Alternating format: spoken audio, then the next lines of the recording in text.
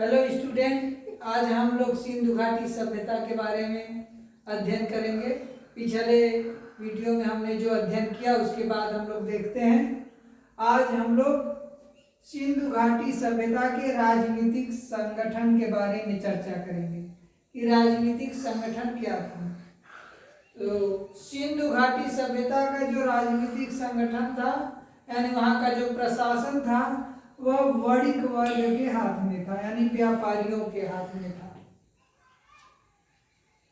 कुछ विद्वान कहते हैं कि सिंधु घाटी सभ्यता का शासन पुरोहितों के हाथ में था, लेकिन ज्यादातर विद्वान इस बात पर सहमत हैं कि सिंधु घाटी सभ्यता का शासन वणिक वर्ग के हाथ में था। अब हम लोग देखते हैं व्हीलर के अनुसार। व्हीलर क्या कहते हैं? व्हीलर कहते हैं सिंधु घाटी सभ्यता का जो शासन था वह मध्यम जनतंत्रात्मक शासन था और धर्म की प्रधानता थी।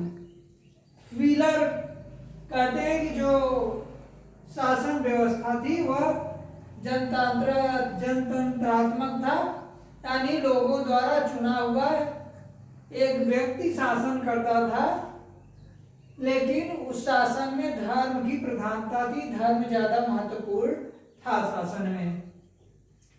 स्टुअर्ट पिगट क्या कहते हैं? ये कहते हैं सिंधु सभ्यता का शासन पुरोहित वर्ग का प्रभाव था। पिगट महोदय के अनुसार सिंधु सभ्यता के शासन पर पुरोहित वर्ग का शासन प्रभाव था, यानी पुरोहित वर्ग के अनुसार शासन व्यवस्थाएं थी। तो पुरोहित क्या होता है? किसी भी धर्म में प्रधान पुरोहित को माना जाता है। तो इनके भी कहने का जो तात्पर्य है कि यहाँ भी धर्म की प्रधानता थी। मैके महोदय कहते हैं मोहनजोदड़ो का शासन एक प्रतिनिधि शासन था, यानी प्रतिनिधि के द्वारा शासन किया जाता था, अर्थात वहाँ के लोगों द्वारा चुना गया वो प्रतिनिधि था जिसके द्वारा सिंधु घाटी सभ्यता का शासन किया जाता था।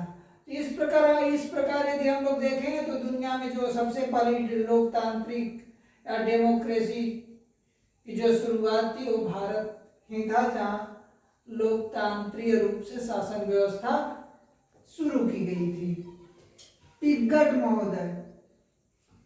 महोदय मोहनजोदड़ो और हड़प्पा को जुड़वा राजधानी कहते हैं कि दोनों राजधानियां एक जैसी हैं और एक दूसरे से मिलती जुलती हैं और दोनों जगह से लगभग समान चीजें प्राप्त हुई हैं, इसलिए यह उसे जुड़वा राजधानियां मानते हैं।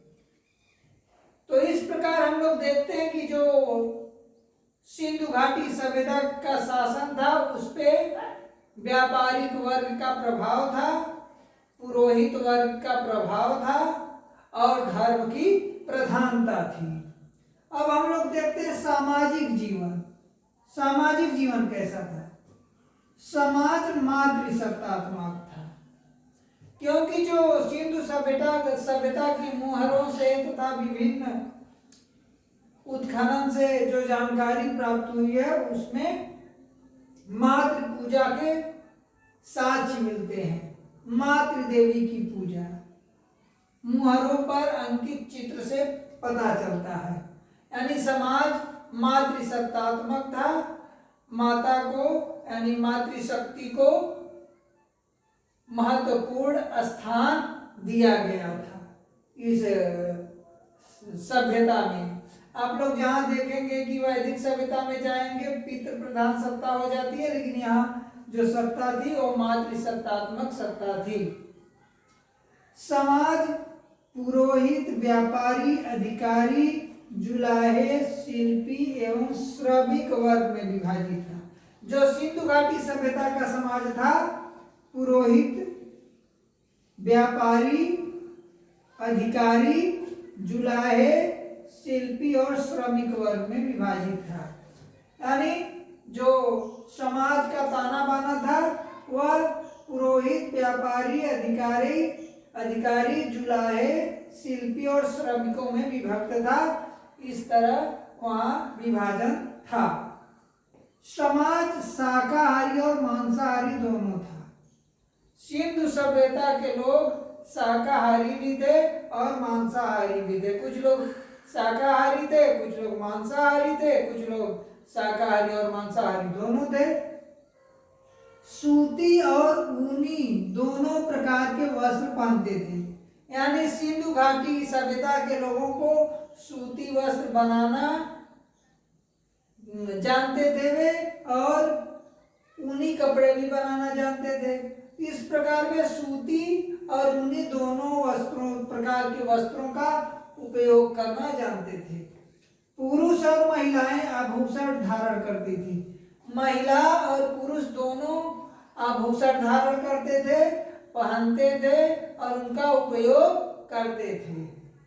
मनोरंजन के लिए देखते हैं हम लोग, मनोरंजन के लिए उस समाज के लोग नृत्य, खेल, शिकार, पासे का खेल और पशुओं की लड़ाई द्वारा मनोरंजन करते थे।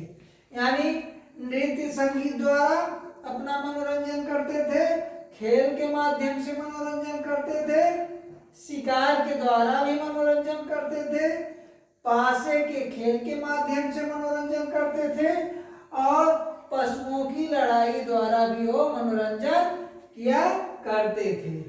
तो इस प्रकार हम देखते हैं तो सिंधु सभ्यता का जो सामाजिक जीवन था वह एक उल्लासपूर्ण जीवन था। अपने जीवन को बेहतर तरीके से जीने के लिए वो विभिन्न तरीके से मनोरंजन कार्य किया करते थे। अब हम लोग धर्म पे आ जाते हैं, धर्म के बारे में।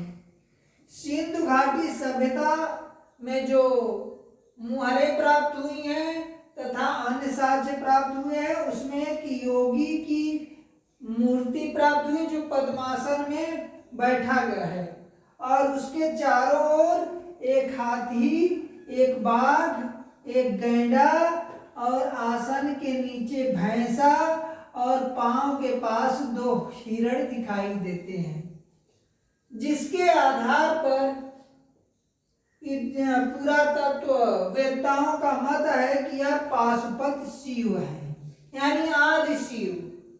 तो सिंधु घाटी सभ्यता के लोग भगवान शिव की पूजा करते थे, रुद्र के रूप में पूजा करते थे, पाशुपत शिव के रूप में पूजा करते थे। लिंग पूजा के भी साक्ष्य प्राप्त होते हैं। सिंधु घाटी सभ्यता में शिवलिंग की पूजा करने के भी साक्ष्य मिलते हैं और मातृशक्ति की पूजा करने के भी साक्ष्य मिलते हैं। इस सभ्यता के लोग वृक्षों की पूजा, पशुओं की पूजा भी करते थे। वृक्ष पूजा जैसे पीपल की पूजा के साक्ष्य प्राप्त हुए हैं। पशुओं की पूजा में विभिन्न प्रकार के पशुओं की पूजा भी दिखाई देती है, गैंडे की पूजा, हाथी की पूजा, इस तरह के साक्ष्य दिखाई देते हैं। बैल की पूजा, तो पशुओं की पूजा के भी साक्ष्य सिंधु घाटी सभ्यता में प्राप्त होते हैं। यानी शिव की पूजा भी उस समय की जाती थी। स्वास्तिक का चिन्ह भी खुदाइयों के दौरान प्राप्त हुआ, जिससे सूर्य पूजा का प्रतीक माना जाता है। स्वास्तिक का चिन्ह यदि आप देखेंगे वर्तमान में भी हिंदू धर्म में विभिन्न कार्यक्रमों में, किसी भी मांगलिक कार्यक्रम में स्वास्तिक के चिन्ह का उपयोग किया जाता है। हिंदू धर्म में जो स्वास्तिक का चिन्ह है उसे चतुर्भुज ब्रह्म का रूप माना जाता है, यानी भगवान विष्णु का रूप माना जाता है। उसकी पूजा हमारे धर्म में, हिंदू सनातन धर्म में आज भी होती है। तो हम लोग देखेंगे सिंधु सभ्यता में शिव की पूजा होती थी, सूर्य की पूजा होती थी, मातृशक्ति की पूजा होती थी, रुद्र की पूजा होती थी, विभिन्न पशुओं और वृक्षों की पूजा होती थी, स्वास्तिक चिन्ह की पूजा होती थी। ये सभी चीजें आज भी हमारे इस धर्म में पाई जाती हैं। हमारे जनजीवन में इसका आज भी निरंतर पूजा हो रहा है, होता है। तो इस तरह हम देख रहे हैं सिंधु सभ्यता में जो पूजा थी जो प्रचलित धर्म था वह धर्म आज भी हमारे आपके बीच उसी तरह प्रचलित है। हम अपने जीवन में अक्सर अपने विभिन्न धार्मिक आयोजनों में, सामाजिक आयोजनों में इनका उपयोग करते हैं। तो इस प्रकार सिंधु सभ्यता एक बहुत ही बेहतर और विकसित सभ्यता थी, जिसके संस्कृति के बहुत सारे अंश आज भी हमारे बीच, हम सबके बीच दिखाई देते हैं। इसी के साथ आज का जो टॉपिक हम समाप्त करते हैं। फिर अगले टॉपिक के साथ हम आपसे फिर कल मिलेंगे।